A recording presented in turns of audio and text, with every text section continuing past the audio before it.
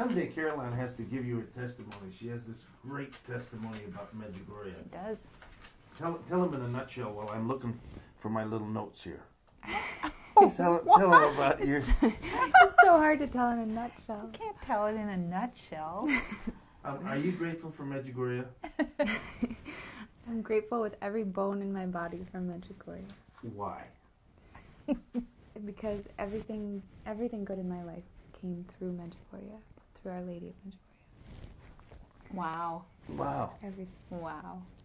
Praise Jesus. For about 7 years as a high school student and for part of my college years, I struggled very much with an eating disorder, which are notoriously difficult to ever find any sort of hope in or healing, obviously. And through a couple pilgrimages to Medjugorje, I went once in 2002 when I was 17, and I wasn't healed at that time, but I was given the grace to fall in love with Jesus, just the very beginning of my desire to come to him and be close to him.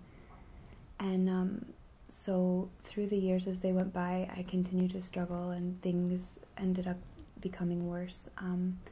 But I really held fast to the Eucharist and was just pulled into adoration.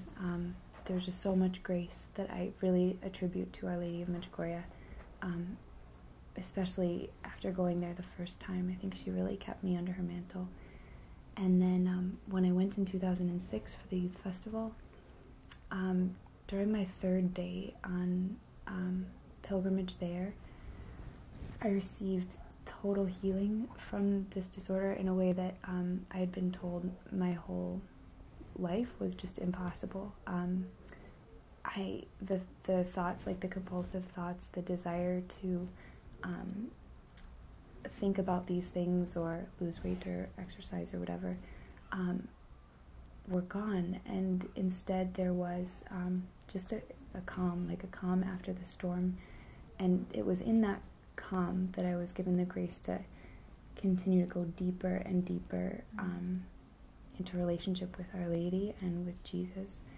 And so through that, obviously, so much more fruit has been born in the years since, and there are countless other miracles that have happened, but that's a really obvious and significant healing that definitely happened in my life through Our Lady of Medjugorje, and something that I had been told by so many people was never going to happen, and that I would have to learn to... Never. Wow. And you mean also professionals, doctors? Absolutely. Doctors, psychologists. I had seen so many, dozens, and they'd all said that this is the type of thing that you just have to learn to deal with, so to control the thoughts or just to not act on impulses, but that I would always be sort of bound by this, by this thing, and she freed me from that.